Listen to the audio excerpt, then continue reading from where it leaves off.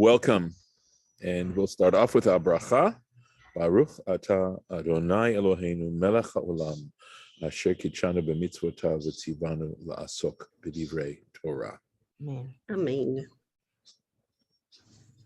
And I'm not sure if I got this point on the recording. We had a little bit of a discussion following the lesson yesterday, which is how to observe these particular terrible, terrible curses, but to see them as a warning for ourselves and not to see them as ways to criticize other people. God knows our inner thoughts. And for us to act with modesty and a certain level of humility and to recognize in some ways the fact that life doesn't bring these particular things upon us, at least there's a reasonable chance that we're not going to have to face these things, I think is some indication of the divine chesed, that God's kindness, in fact, reaches pretty far. At the same time, there's a very strong realization that life is brief. And there's a very strong sense of mortality. And I wonder to myself if all the improvements that have happened to society within modernity, essentially, that life for more people has become a comfortable thing, and that in the past, life was much more of a struggle than it is right now. Just consider the fact that we have indoor plumbing, just for one, but refrigeration, all kinds of things that for many, many people, many more people than in the past, makes life comfortable. But as a result, we don't recognize our mortality, and we basically want this to last forever, or some are in the back of our minds, perhaps sort of think it will. But I think there's a strong realization that adversity that we face in this world is brief, and that there's a strong belief that there is a reward in the world to come. And of course, we have statements that state quite clearly in Pirkei Avot, Ethics of the Fathers, where it says that this world needs to be seen, I think, as a traklin, which I believe is an entrance chamber, because we spend a lot more time on the other side of life than we do on this side of life. So whatever gains we have in this world are brief, temporary, and we need to make sure that whatever we do to gain them is done honestly and that we won't have regrets. There is a statement in the Dhammapada that I think says it very, very well. And let me just read from the first little section. This is, of course, the sayings of the Buddha, but I want to share this because I think it says that this particular translation also says it very, very well. And I'm going to go up to the point that I'm actually making right now. The first section is called choices. And of course, that's what this chapter is about. It's about choices. We are what we think. All that we are arises with our thoughts. With our thoughts, we make the world. Speak or act with an impure mind, and trouble will follow you as the wheel follows the ox that draws the cart. We are what we think. All that we are arises with our thoughts. With our thoughts, we make the world. Speak or act with a pure mind, and happiness will follow you as your shadow, unshakable. Look how he abused me and beat me, how he threw me down and robbed me. Live with such thoughts, and you live in hate. Look how he abused me and beat me, and how he threw me down and robbed me. Abandon such thoughts and live in love. In this world, hate never dispels hate. Only love dispels hate. This is the law, ancient and inexhaustible. You too shall pass away. Knowing this, how can you quarrel? When I came across this many, many years ago, I was blown away, I'll be honest with you, because I felt the truth of it was so deep. And of course, it's reflected in our own religion too, but I never came across a statement that made it so clear as that. So I'm just blown away by it too, because I've been doing a lot of different studying with different people and different modalities. And this is the actual bottom line that I'm finding in all of these teachers is this. And it's just, it's like you said, it's just blowing me away to see it right here. I will try and send you this PDF in, let me do that after the lesson. And I will send this PDF to you. See if I can do that in the chat, okay? Just remind me, don't let me forget. And Okay. the entire thing. It's about 8 chapters. It's fairly brief. You can read a lot of it in one setting, that's for sure. All right, let's keep going. Thank you. You bet. I'm so glad you appreciated it as much as I did. So here we're talking, of course, about abandoning this sense of the transcendent, abandoning belief in God, abandoning the mitzvahs, not studying the Torah, not learning. Af ani e'eseh zot lachem. So this is, even I will do this to you. V'hifkadati aleichem. And by the way, the word pakad is to take note in some way. So that we have the statement, Vashem pakad et Sarah, right? God took note of Sarah is how it's translated. But it means to sort of set up. So in other words, I will set up aleichem against you. Behala, these are not easy words to translate. Behala, sudden calamity. You know that this is my reference to the Jastrow dictionary, which is really, I think there's a lovely Latin phrase for such a thing. It's my vade mecum, which means go with me. In other words, it's like a necessary part of studying to be able to look these words up. This wonderful dictionary, the Jastrow dictionary. So he translates it as sudden calamity. Et hashachefet, consumption. In other words, the body sort of wasting away is what this means. The et hakadachat, and fever or inflammation. These again are not easy words, but Rashi is going to try and help us understand them. So basically we're looking at illness, right? Mechalot einayim, what it does is it dims the eyes, umedivot nafesh, and it causes the soul to be, I believe, in anguish, I think is how I would like to translate that. Uzratem larik, you shall sow for no purpose. Uzarachem, your seed, va'achaluhu oivechem, and your enemies will consume it, consume what you sow. So this really is telling us the awful consequences of moving away. And what this is also saying, if I were to say it in a positive sense, that it's dealing with the purpose of life, right? It's saying, this is why we come into this world, is to be able to live in a way that recognizes the universality of the divine and the need for us to take advantage of this gift, or should I say, this loan that is given to us, which we call our lives, and find a way to devote our lives in each way that we have, because each of us have unique ways in which to do this. And that it's not just a, it's, well, there's no fault kind of thing. It's a duty, it's a responsibility.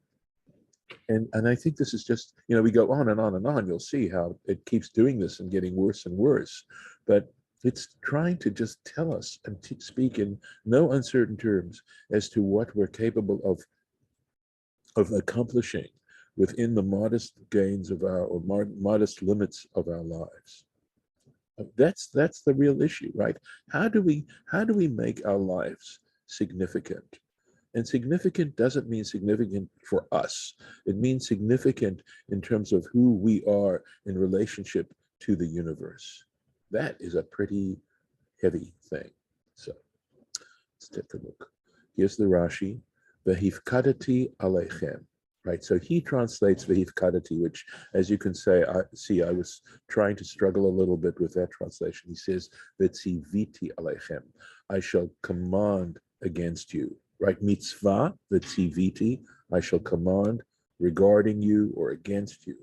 Shachefet, these unusual words, right?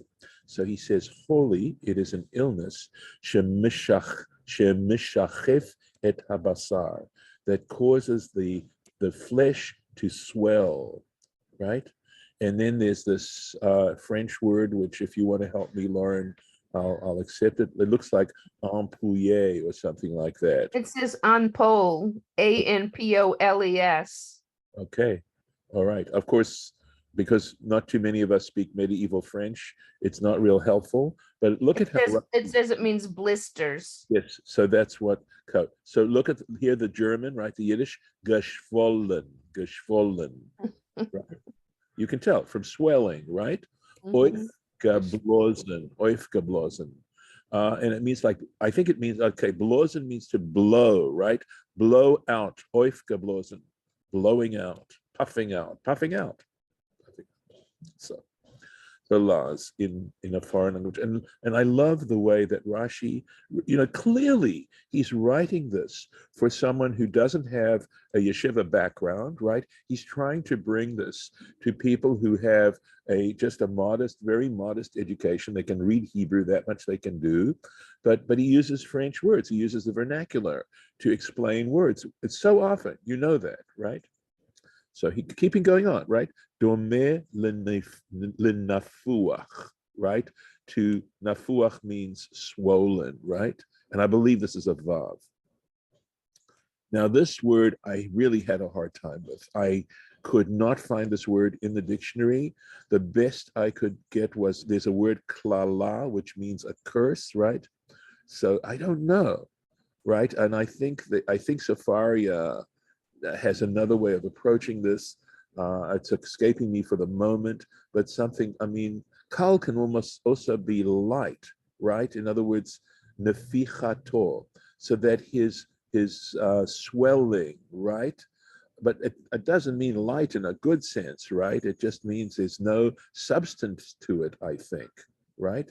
Umar it panav, and the vision of his face, zeufa, is troubled.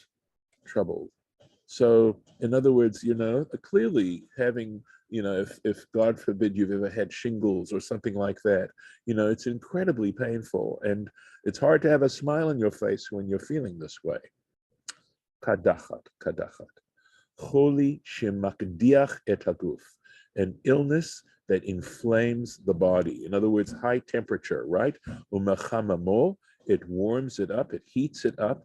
Umav iro, and inflames it, right? Ba'er is to a fire, right? Kamo, and he gives an example, Deuteronomy 32, ki esh kadcha ba'api, for a fire is inflamed in my nostrils, which is a metaphor, or rather an expression meaning I'm getting pretty mad, not a happy camper. Machlot einaim umedivat nafesh. You can see Rashi has to really go to a lot of work here, right? Machalot einaim, illness of the eyes, umedivat nefesh, and anguish, I would say, something like that, of the soul.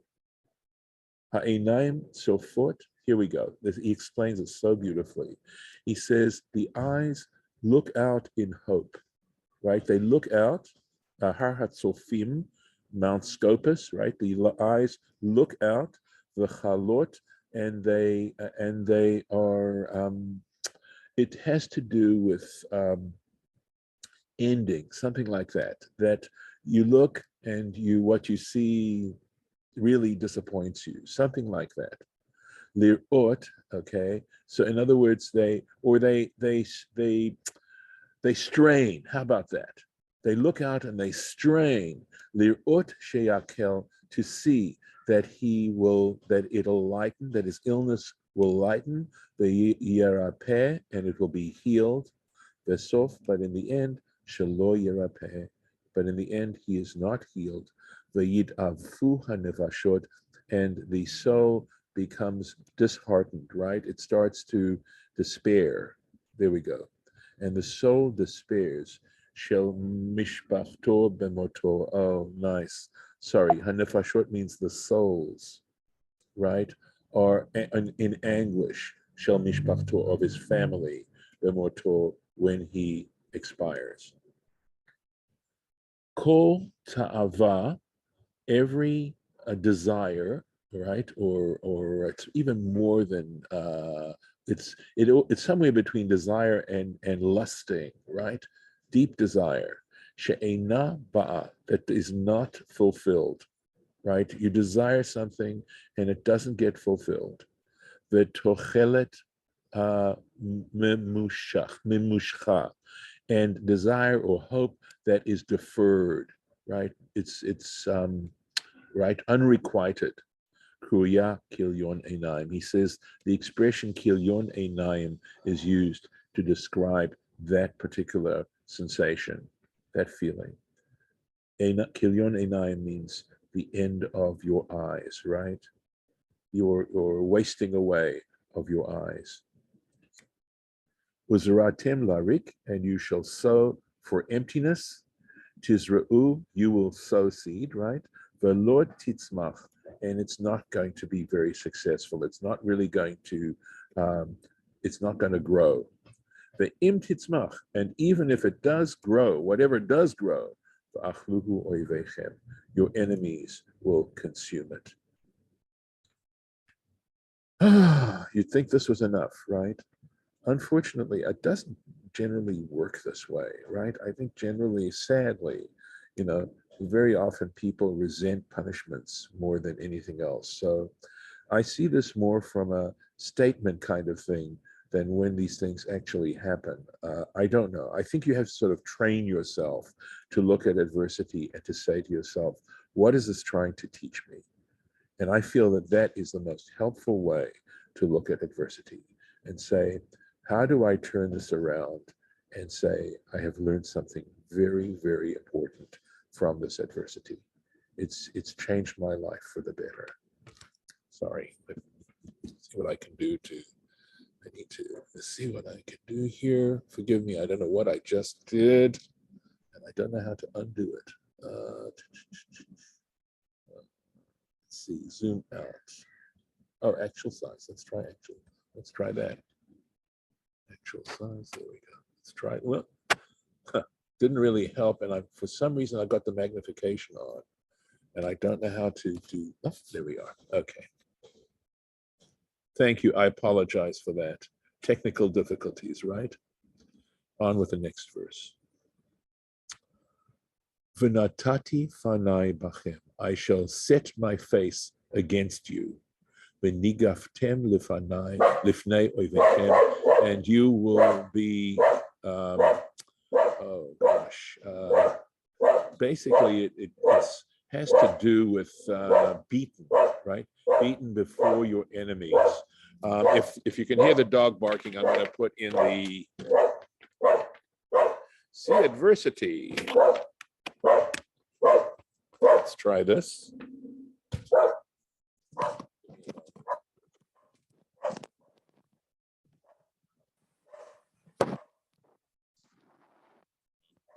Still getting recorded, right? I like to think that the divine has a sense of humor. Second, let's get this going here. Maybe you're being spared more of this material. Give me a moment. I have to untangle this. Yeah, God doesn't want us to hear all these curses. I agree. I think that's the reason. Let's try this again. See if this is working. How's this? And what's God backwards? Dog. Yes, very good point, but only in English. All right, let's take one. We'll take another. Okay. Your enemies will beat you right before me. V'radu bachim, they will rule over you, right? Son echem, those that hate you will rule over you. V'nastem, you shall run away, right? You shall try to escape. V'ein rodech etchem, without anyone who's pursuing you. You're going to be so terrified. You're going to run away from nothing. You're not even going to be chased, and you're going to be running away. So, v'natati panai, I shall set my face. So again, we had this way, this panai, and whereas the word panai means my face, if you put an aleph here between the nun and the yud, it means, as it were, I'm making time, right? I'm making time here. Panai shali, my free time. I'm going to be available. Okay, poni ani, I am going to turn away mikol iskai, from all my whatever is engaging me, lahara lachem, in order to bring this evil upon you. Remember, we had just the opposite with the blessings, that God would interrupt whatever he was doing, right? Speaking, of course, highly metaphorically, but the way in which these things were going to happen, that God was going to put his full concentration and intention on bringing us blessing, and here we're having just the opposite. V'radu bachem, and they will rule over you, right? Sonechem, those who hate you.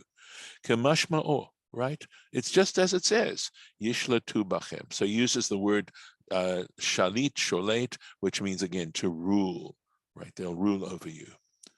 Okay, agadat Torat Kohanim mi Parsha zo. So he says there's an agadata, meaning a midrashic interpretation, or even going on to a parable or a legend, something like that, explains this. So they use this explanation.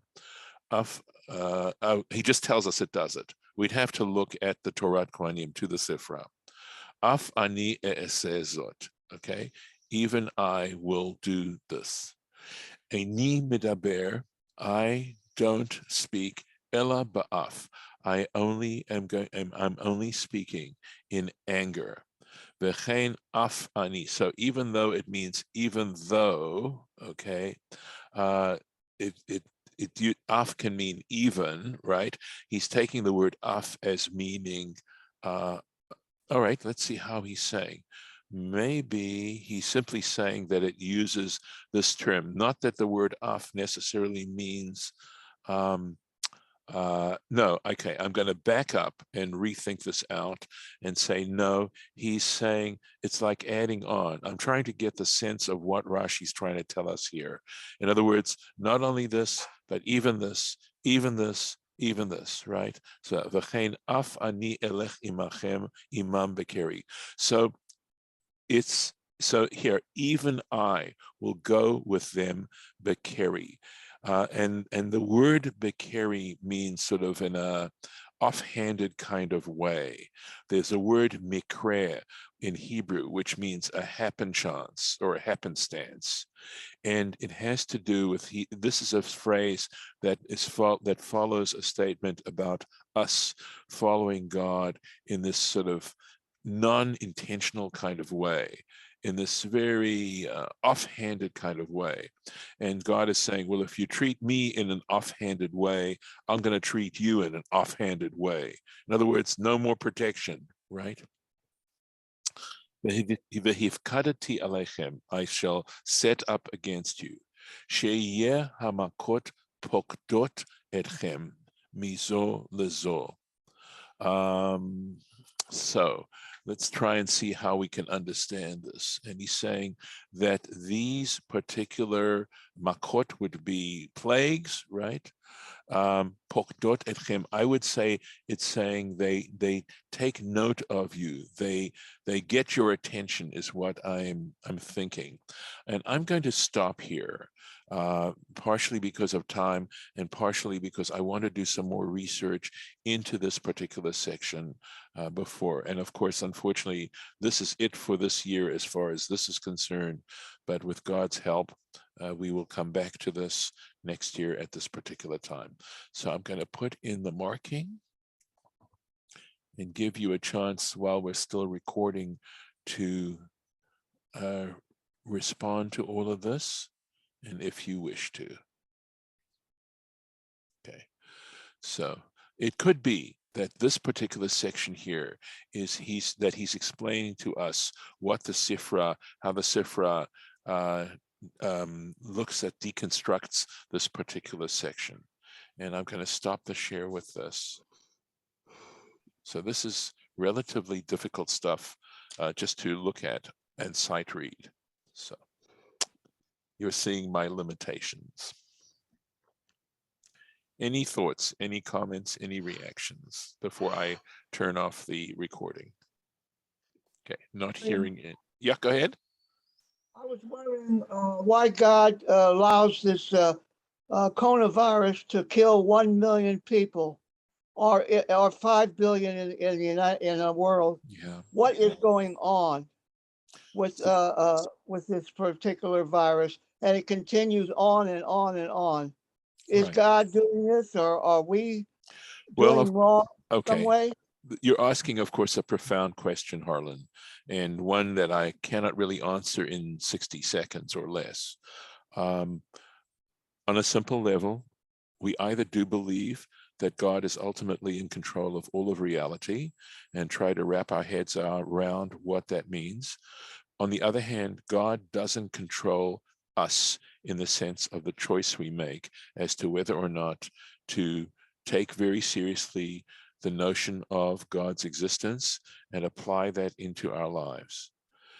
What I can say is that there are lessons to be learned from all of this. And what exactly those lessons are, I'm not in a position to really say. First of all, I don't really know the etiology of this virus. I've read some different accounts, and whether that has to do with how we manipulate viruses and things like that, and how responsible we are for that kind of thing. On the other side of things, we should recognize and try to hold on to the fact, as I said at the very beginning of this lesson, that life is short. This doesn't in any way take away the sense of loss we have, take away the sense of loss that happened in Uvalde or any of these other school shootings where young children are taken away from their parents. And can I even begin to imagine the sense of loss that they have from a violent end to children whose hopes they carried in their hearts, or the loss that they have through illness of people, no matter what age, and the sense of loss. But there's a hope that somehow or other, there's a place in which we will all meet, and that this isn't the final, expression of what life is all about. So yes, I do think that there's a divine cause for all these things. I feel that there are lessons for us to be learned. Certainly, we can either be stubborn about gun control, or we can not be stubborn, and that's perhaps an even greater tragedy than what's going on. Is the level to which it quite well could be preventable, and because people are being stubborn, certain people are being stubborn, it's not being addressed. And again, much more can be said, and I don't claim that I've had the last word here. So I'm going to stop the recording and wish you all a Shabbat Shalom, and with hopes that this coming year will, in fact, bring blessing and that we will deserve that blessing.